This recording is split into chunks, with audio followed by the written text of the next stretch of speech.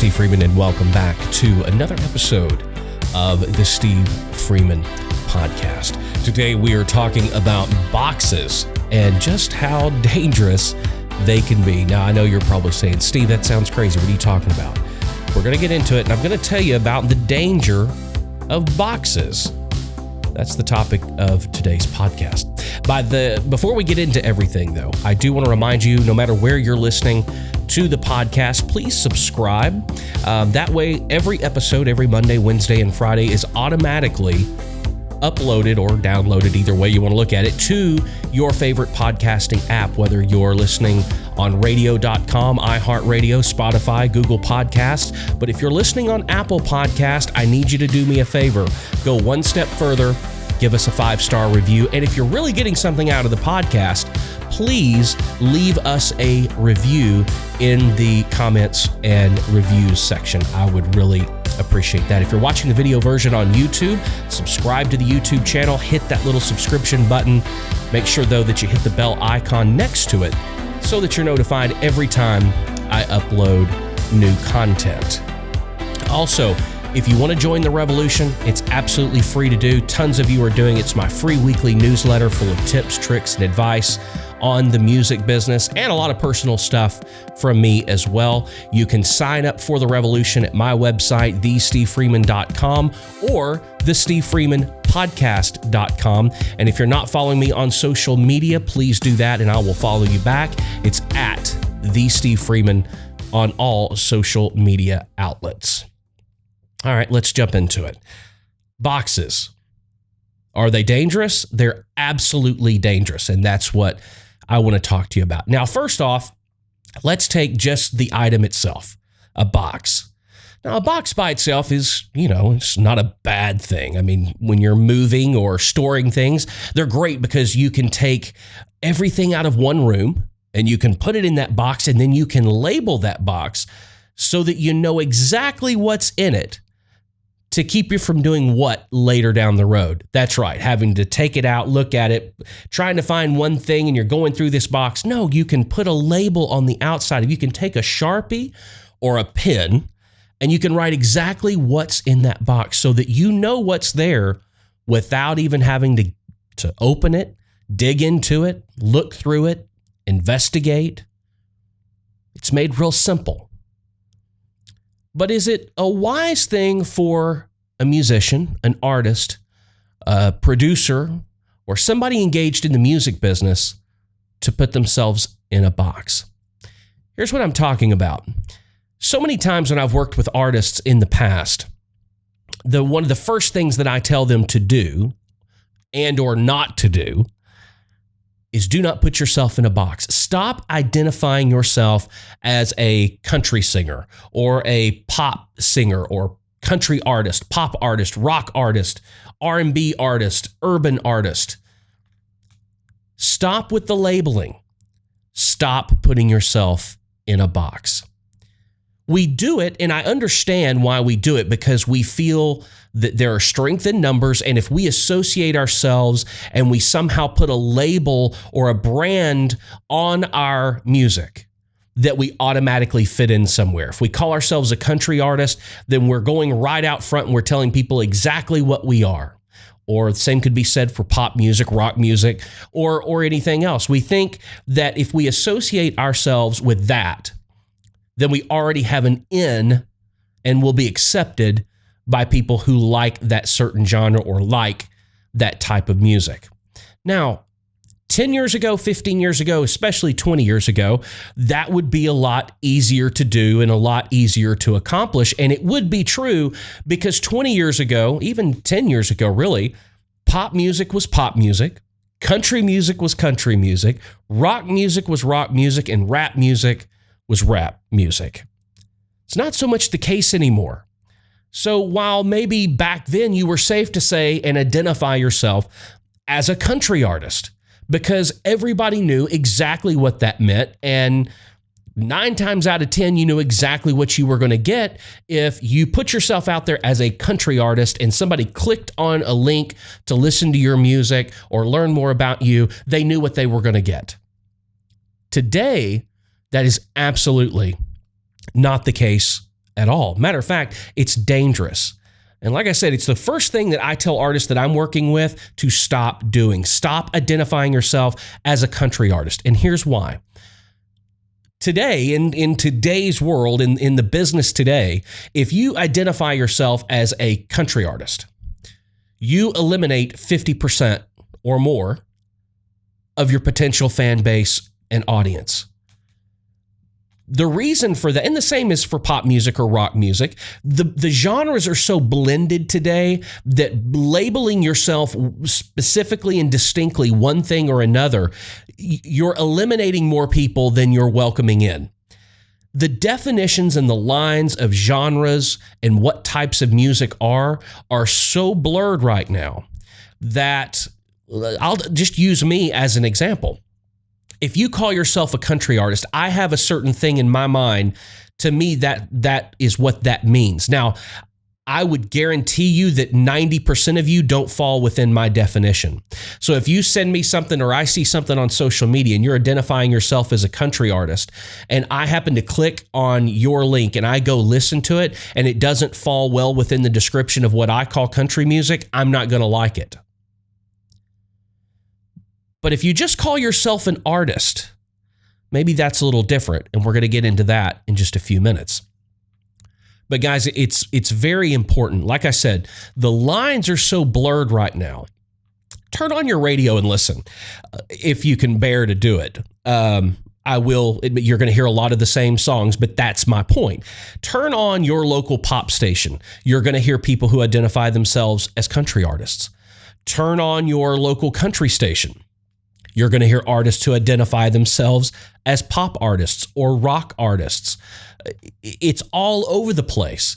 You know, back in the 40s, 50s, and 60s, genre was not really a big thing. Most of the popular radio stations played a little bit of everything. It was just pop music. Everything was considered pop music, but it was popular. That's where pop came from.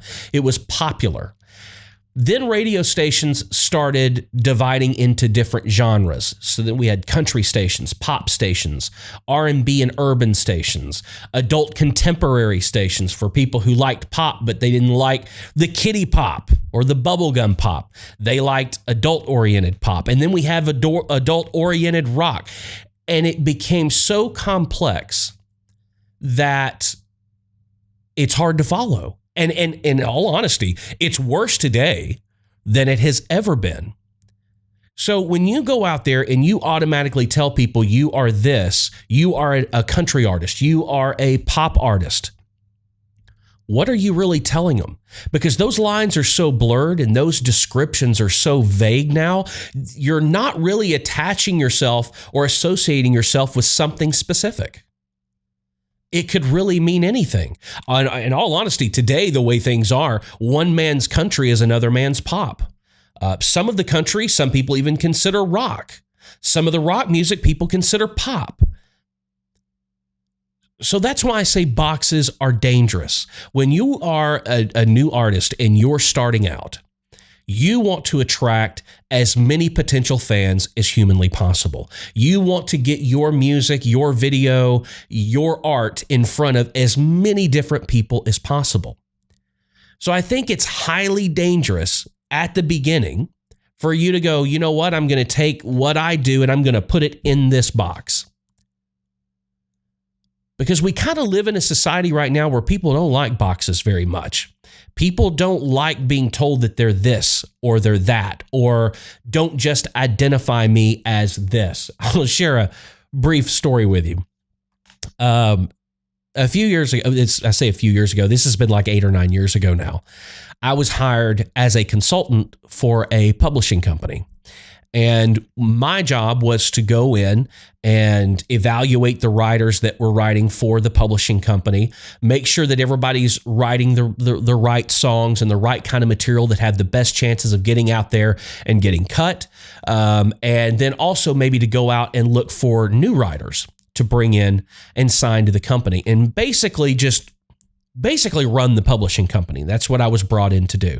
I didn't write for the publishing company. It was kind of a weird arrangement, but I enjoyed it nevertheless. And I still advise record labels and publishing companies today. I do a lot of consulting. But there was a person that worked at this publishing company. Now, this person was a successful artist in the 90s, late 80s, early and mid 90s. She had a couple of what you would consider hits. But time had gone on. She had gotten a little older. She wanted to do other things in the business. So she was writing for this publishing company, but she was also given the title of creative director, song plugger. She was kind of the person responsible when the writers finished writing the song and we went in, we demoed the songs. She would take the songs around to the different record labels, the management, A&R people, to try to get those songs cut. Now, by general definition, the box we put people in that do that job are called song pluggers. It's not meant to be belittling. It's just what we call them.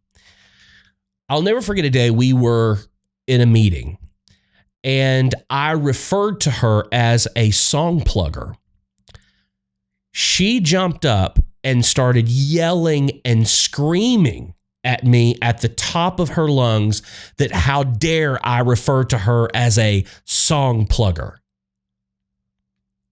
Evidently, she didn't like that label and she didn't like that box that I put her in. Now, in what I was saying in the conversation we were having, I was not trying to belittle her by saying she was only a song plugger or just a song plugger or didn't have any value whatsoever outside of being the song plugger. That was her, that inside the industry, that her job, what she did, we call song plugger. So I referred to her as a song plugger. She didn't like it very much. Matter of fact, she didn't like it at all. Like I said, she yelled at me and screamed at me and I'm not just a song plugger. And I kind of learned a big lesson out of that. It's not only the box that we want others to view us in, it's also the box, and it's very important, the box that we place ourselves in. So boxes can be good in one sense, but they can also be very bad and detrimental to your career for the very same reason that they're good. Again, boxes, we put things from one place together inside and we label them on the outside so we don't have to go through them to know what's in it. And when you put it in terms like that, you can see very quickly it's very dangerous as an artist. Think about it in those terms for you as an artist. If you put your music and the definition of who you are as an artist in a box and you write that label on the outside, you're already telling a potential audience, you've made their mind up for them, you've told them what's inside. You've made them not even want to open it up and try it out. You've made them not even want to open up and investigate. When that is the primary job of you as an artist. The most important thing you can do as a new and emerging artist, and quite honestly, guys, even more successful artists and established artists, they need to keep doing this one thing to keep their career moving forward. I tell new artists all the time, you want to engage people to get them to ask themselves a question. Who is that? Because when we ask ourselves or we see something and we go, wow, what is that? By nature, just as humans, we want to investigate. We want to find out what it is. Now, when people say, who is this? Or wonder what this sounds like, it's your job as an artist to make what they find amazing.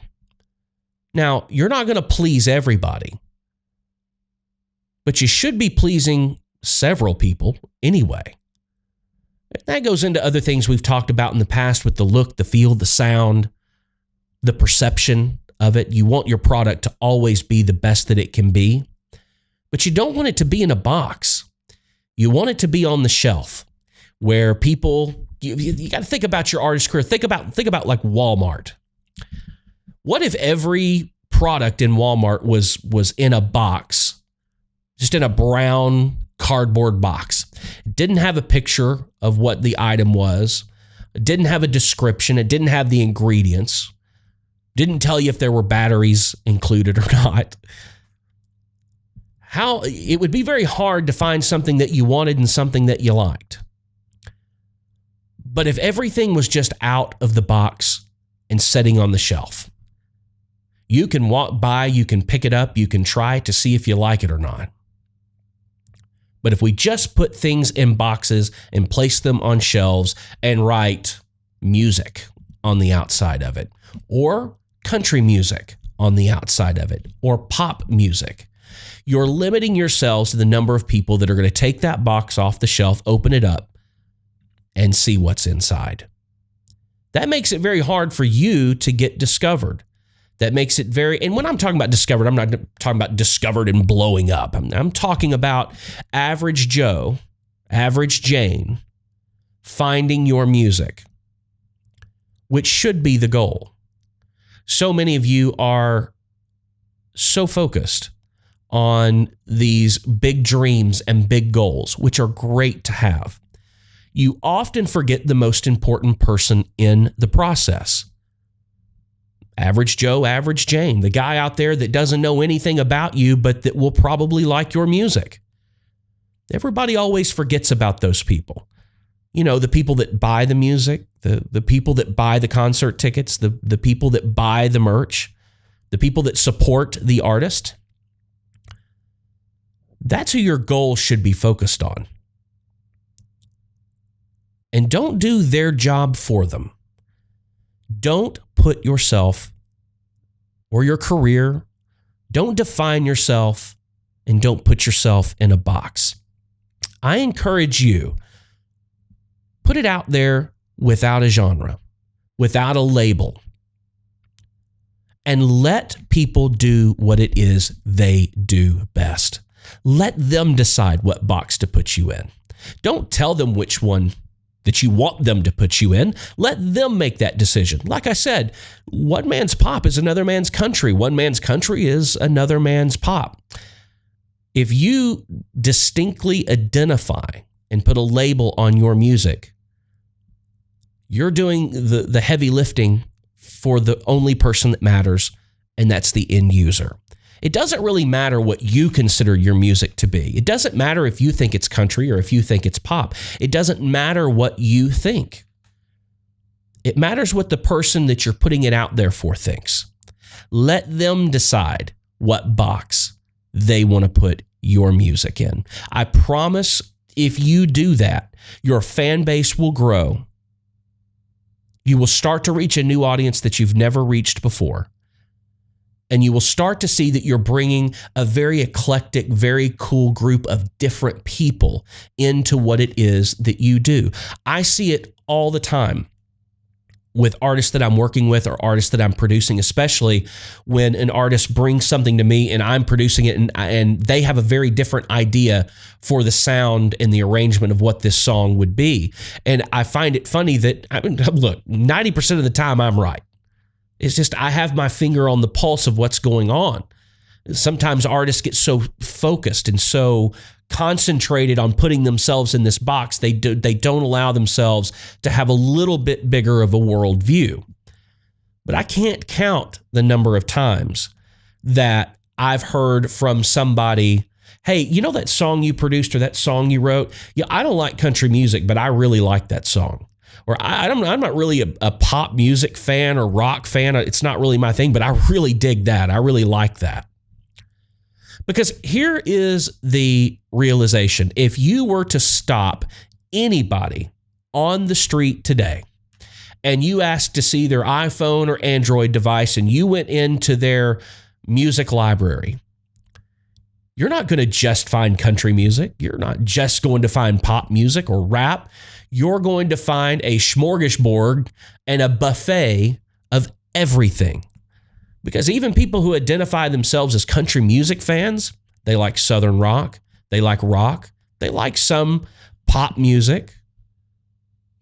People have varying interests, even though they define themselves as one thing. When they say, I like country music, they're really saying, I prefer country music. They're not saying I don't like anything else. But if you were to look at their phone or their iPod or whatever it is you're listening to music on these days, it's probably a phone, you're going to find some Kid Rock next to some Tim McGraw, next to some Imagine Dragons, next to some Backstreet Boys, next to some old school stuff. People like music. And really, in all honesty, there are only two formats of music in the modern music business and the modern music era. And those two formats are music people like and music people don't. So why in the world would you go out there and put yourself in a box and pretty much eliminate any potential fans? Guys, there are danger in boxes. If you're moving houses, buy all the boxes you can get. If you're trying to build your artist career, stay away from putting yourself in a box and putting a label on the outside that does all the heavy lifting for the end user and makes them not even want to open it or investigate it because they already know what's inside because you've put a label on it. Stay away from that, guys, and I promise if you do not put yourself in a box, you're going to see your fan base increase. Let your fan base put your music in the box they feel where it belongs and where they're most comfortable with it being. Let them identify you instead of you making it such a priority to tell them and make sure they see you the way you think you should be seen. Guys, thank you for joining me for another episode of the Steve Freeman Podcast. No matter where you're listening to the podcast, do me a favor and subscribe so that it automatically downloads to your playlist no matter where you're listening. iHeartRadio, radio.com, Google Podcasts, Spotify, and especially Apple Podcasts. We're moving up the rankings in new and noteworthy. You can help us there. If you're listening on Apple Podcasts, subscribe, but please leave us a 5-star review. And if you would, take a couple of minutes and jot down a sentence or two in the review section and let everybody else know what you think about the podcast. If you're watching on YouTube, do me a favor, subscribe to the YouTube channel. Click that subscription button. Make sure you hit the bell icon next to it so that you're notified every time I upload new content, whether it's an episode of the podcast or a music biz tips vid or no telling I will tell you, there are some pretty cool things coming and you want to be in line for those as well. If you're not following me on social media, I wish you would. It's at The Steve Freeman across all social media platforms. Also, if you would like the opportunity to do a one-on-one coaching, mentoring session with me where we can talk about your music, we can talk about your marketing strategy, we can get you on the right path, I am giving away 2 free one-on-one coaching, mentoring, video Skype sessions in the month of July, this month. But both winners are going to be drawn from our subscription base of The Revolution, my weekly newsletter. If you would like to be in considering and in the drawing to try to win one of these coaching mentoring sessions, all you have to do is be a member of The Revolution. You can do so at thestevefreeman.com or thestevefreemanpodcast.com, or the link in my Instagram bio will take you right there as well. Guys, before we get out of here, as always, keep being creative, keep pressing the boundaries, and there's nothing wrong with being independent. See you in the next one. Last night